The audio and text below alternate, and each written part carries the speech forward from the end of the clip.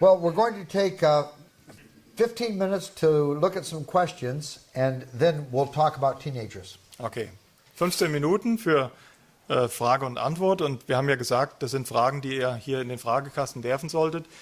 Und es sind mit Sicherheit viel mehr Fragen, als wir in 15 Minuten beantworten können. Wir haben sie jetzt einfach mal sortiert und bitte habt Verständnis dafür, dass wir halt die Zeit dafür begrenzen müssen. Die erste Frage lautet, I read in German first for the people. Wie kann ich mein Kind bestmöglich biblisch erziehen, wenn mein Partner ungläubig ist? How could I raise my kid in the most biblical way, even though my partner is not a believer? That's a great question. Das ist eine großartige Frage. And I think what we want to do is be very careful that we're never being negatively critical toward the unbelieving partner. Ich denke, in so einer Situation musst du sehr, sehr vorsichtig sein und aufpassen, dass du nicht negativ und kritisch deinem ungläubigen Partner gegenüber wirst. But if you have, let's say, school-age children, Nehmen wir mal an, du hast Schulkinder and you're a believer and your partner is not, und du bist gläubig und dein Partner noch nicht. your children are aware of that difference. Deine Kinder kennen diesen Unterschied. You don't have to pretend that that difference doesn't exist. Du brauchst nicht so tun, als gäbe es da keinen Unterschied. And you can acknowledge it in constructive ways. Und du kannst das sogar anerkennen, diesen Unterschied, auf eine konstruktive Art und Weise. You can say, I wish that your mom and I were in perfect agreement here. Du könntest zum Beispiel sagen, ich wünschte mir wirklich, dass deine Mutter und ich wirklich übereinstimmen würden über diese Dinge. But as you know, she doesn't believe as I do. Aber du weißt wahrscheinlich, sie glaubt nicht auf die Art und Weise, wie ich das tue. And we love her, and we're very thankful that God has given us her to be mom in this home. Und wir lieben sie und wir sind Gott dankbar, dass er sie uns als Mutter in diesem Haus geschenkt hat. But mom's standards and dad's standards are going to be different. Aber die Prinzipien unserer Mutter und unseres Vaters oder meine Prinzipien werden sich unterscheiden. And I'm sorry that you live in a home where your parents are not in agreement. Und es tut mir leid, dass du in einem Haus aufwächst, wo deine Eltern sich über gewisse Punkte nicht einig sind. And I'll try to make that as easy for you as I can. Und ich versuche das wirklich so leicht wie möglich für dich zu machen. But there are going to be points where my standards are going to be different than your mom's. Aber da wird es Gelegenheiten geben, wo meine Ansprüche anders sind wie die deiner Mutter. So I think you face that problem head on and you try to work with it. Also ich denke, du solltest vorbeugend mit diesem Problem umgehen und so auch mit deinen Kindern reden. Now, if it is a woman whose husband's not a Christian, Wenn es aber umgekehrt ist, wenn es eine Frau ist, deren Mann nicht gläubig and ist, she's under his headship because he is the head of the home, sie befindet sich ja unter seiner Leitung, weil er das Haupt der Familie ist, then I think she needs to appeal to him. dann denke ich, ist es ihre Aufgabe, ihn zu bitten And try to help him understand the things she's trying to accomplish with the kids. und sie muss ihn bitten, zu verstehen, welche Dinge sie in den Kindern verwirklichen möchte. And she needs to frame that in ways that he can go along with. Und sie muss das auf eine Art und Weise tun, die es ihm ermöglicht, dass er da mitgehen kann. So she may say, for example, I'm trying to do sowing and reaping because I want our son to be a responsible young man who does his chores. Zum Beispiel kann sie mit ihrem Mann aufklärend reden und sagen, ich möchte unserem Sohn dieses Prinzip des Säens und des Erntens beibringen, dass er zu einem verantwortungsbewussten Mann heranwächst. And the likelihood is that her husband will want him to be responsible also. Und es ist sehr wahrscheinlich, dass auch sein Vater möchte, dass er zu einem verantwortungsbewussten jungen Mann heranwächst. Even though he has different reasons for it. Obgleich er wohl andere Gründe dafür hat. Because he's not interested in the glory of God. Weil er an der Herrlichkeit Gottes überhaupt kein Interesse hat. But he does want his son to be successful. Aber er möchte, dass sein Sohn erfolgreich wird. And so the wife can use that as a means of appealing to him to work with, to cooperate with the things that she's trying to do to help this boy be successful. Und so kann die Mutter versuchen, auf diese Art und Weise mit dem eigenen Mann zu kooperieren, um das Kind nach biblischen Grundsätzen zu erziehen. Okay. Die zweite Frage, was empfiehlst du bei Kindern, die nun 20 sind, noch zu Hause leben, aber die elterliche Autorität nicht mehr akzeptieren wollen? What do you recommend with kids who are 20 or above? They are still living at home, but they refuse to accept the parenthood or the authority of their parents any longer. I don't understand all the circumstances of your culture. Ich kenne natürlich nicht die ganzen Hintergründe in der Kultur, in der ihr lebt. So I'll give you an answer that fits the circumstances I'm familiar with, So muss ich euch eine Antwort geben auf der Grundlage der Kultur, aus der ich komme. and you can decide how that works for Und you. du kannst dann entscheiden, ob das für dich funktioniert.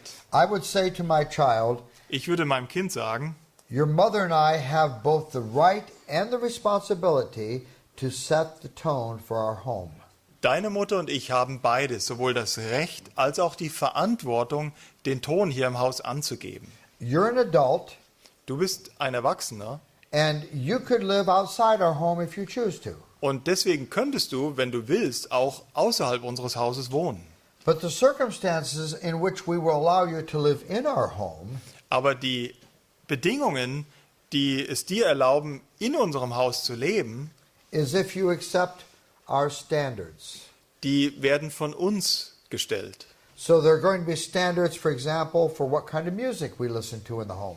Und so wird es Bedingungen geben, welche Art von Musik bei uns im Haus gehört wird. There are going to be standards of the fact that we as a family attend church on Sunday. Da gibt es die Bedingung, dass wir als Familie sonntags zum Gottesdienst If gehen. you're living here, whether you're our child or a guest or a neighbor, we expect you to go to church with us on Sunday. Wenn du mit uns wohnst, egal ob du ein Kind bist oder ein Gast oder ein Nachbar, dann erwarten wir, dass du mit uns sonntags zum Gottesdienst gehst. We don't want you coming in the middle of the night drunk. Wir wollen auch nicht, dass du mitten in der Nacht betrunken hier auftauchst. We won't accept that. Wir werden das nicht akzeptieren. So you lay out standards that are reasonable standards. Also du stellst Standards oder Bedingungen auf, die vertretbar, nachvollziehbar sind. And you say, if it is good, if you think it's a good thing for you to live with us, we would be delighted to have you live with us. Und dann kannst du ihm sagen, wenn du glaubst, dass unter den Bedingungen das gut für dich ist, mit uns zu leben, dann freuen wir uns wirklich, wenn du mit uns zusammen hier lebst. These are the standards we have. Aber das sind die Standards, denen wir folgen. If you feel like, I don't agree with those standards, I'm an adult, Wenn du denkst, ich mag aber eure Bedingungen nicht, ich bin doch erwachsen, you can't tell me what to do, du kannst mir nicht mehr sagen, was ich zu tun habe, we accept that. das akzeptieren wir. You're an adult, Du bist erwachsen, get yourself an apartment, dann seh zu, dass du eine Wohnung kriegst and live as you choose to live. und lebe das Leben, was du leben willst. But if you're going to live in our home, Aber solange du in unserem Haus lebst, you're going to have to honor our standards. musst du unsere Standards akzeptieren. We're not holding you hostage here. Wir halten dich hier nicht gefangen. If you've chosen to be here, we're happy for that. Es ist deine Entscheidung, hier mit uns zu leben und wir freuen uns darüber. But we're not willing to have you be here and live in any way you choose to live. Aber wir sind nicht willig, dass du unter unserem Haus nach deinen Prinzipien lebst, wie du leben willst. Okay. You watch the time, okay. I forgot to look at the time. Okay. Eine weitere Frage. Ich hoffe, ich kann das lesen. Wann hört Vater und Mutter Ehren auf? Wie äußert sich das Ehren im zunehmenden Alter von Kindern, Eltern? Eigentlich ist es fast eine Frage, denke ich, die in eine ähnliche Richtung geht. When does the honoring mom and dad stop seeing your kids growing up and becoming even adults? Well, certainly, honoring father and mother changes when a child gets married and establishes a new home. Das ist offensichtlich, dass dieses Prinzip des Vater- und Mutter-Ehrens sich ändert, wenn das Kind heiratet und einen eigenen Familienstand gründet. Here's a way to think about it. Hier gebe ich euch ein Beispiel, wie ihr darüber denken könnt. There is a permanent relationship in your home, Es gibt eine andauernde Beziehung in deinem Haus and there are temporary relationships. und es gibt zeitlich begrenzte Beziehungen in deinem Haus. The permanent relationship is husband and wife. Die permanente Beziehung in deinem Haus ist Mann und Frau. They become one flesh. Die werden ein Fleisch. Your children are being raised to leave. Deine Kinder werden auferzogen mit dem Ziel letztendlich, Flügge zu werden oder das Haus zu verlassen. that relationship that you have as an authority over a child is a temporary relationship. Also diese Beziehung zu deinem Kind der Autorität ist nur eine zeitlich begrenzte Beziehung. So for this cause a man will leave his father and his mother Aus diesem Grund wird ein Mann seinen Vater und seine Mutter verlassen and be joined to his spouse, und mit seiner Frau ein Fleisch werden and the two become one flesh. und sie werden ein Fleisch werden. And if they have children, Und wenn sie Kinder haben eventually they will leave father and mother and they will be joined to a spouse and they will become one und flesh. selbst die werden schlussendlich Vater und Mutter verlassen, werden sich mit einer Frau verbinden und ein Fleisch werden. When I'm doing pre-marriage counseling in the church I serve, Wenn ich zum Beispiel voreheliche Seelsorge in der Gemeinde mache, in der ich diene, I tell young people that leaving means this. dann sage ich den jungen Leuten, verlassen bedeutet das Folgende. You leave geographically. Du verlässt dein Haus geografisch. You establish a new home. Du beginnst oder du baust ein neues Haus auf oder einen neuen Haushalt auf. Now, let me just say, I know that in some cultures, it's very difficult to do that.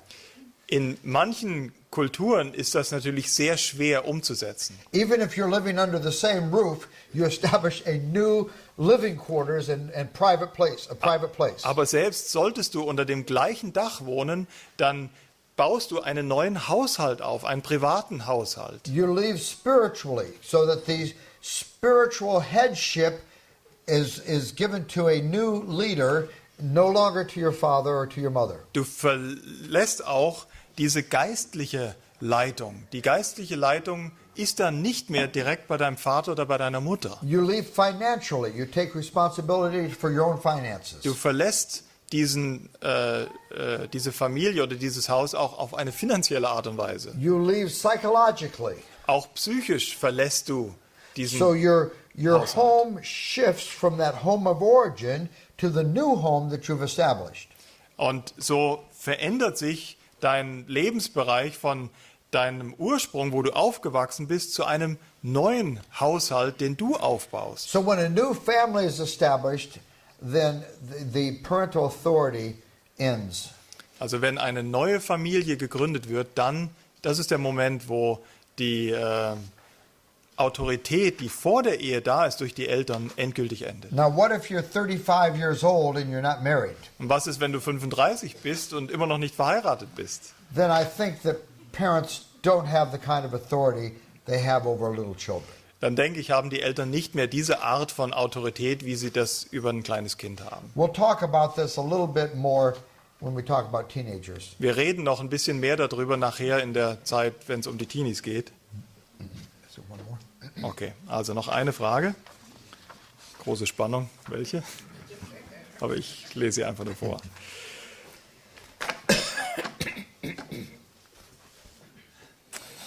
Ab welchem Alter soll man körperlich züchtigen, sollen auch Frauen züchtigen?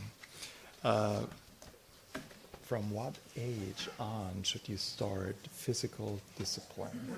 And should even the mom do the physical discipline?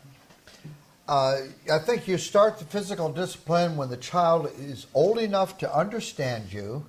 Ich denke, du beginnst mit der körperlichen Züchtigung, wenn das Kind alt genug ist, dich zu verstehen And has the ability to obey und das Vermögen hat, zu gehorchen and refuses to obey. und sich widersetzt und nicht gehorsam ist. That's when it starts. Das ist der Beginn der körperlichen Züchtigung.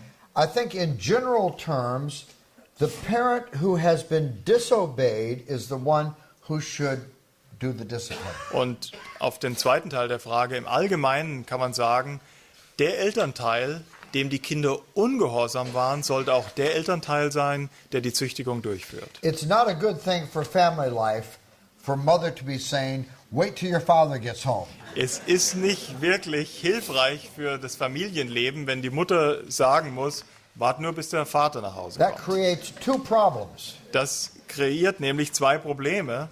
One is mother doesn't have any authority on her own. Das erste, die Mutter hat in sich selbst keine Autorität mehr.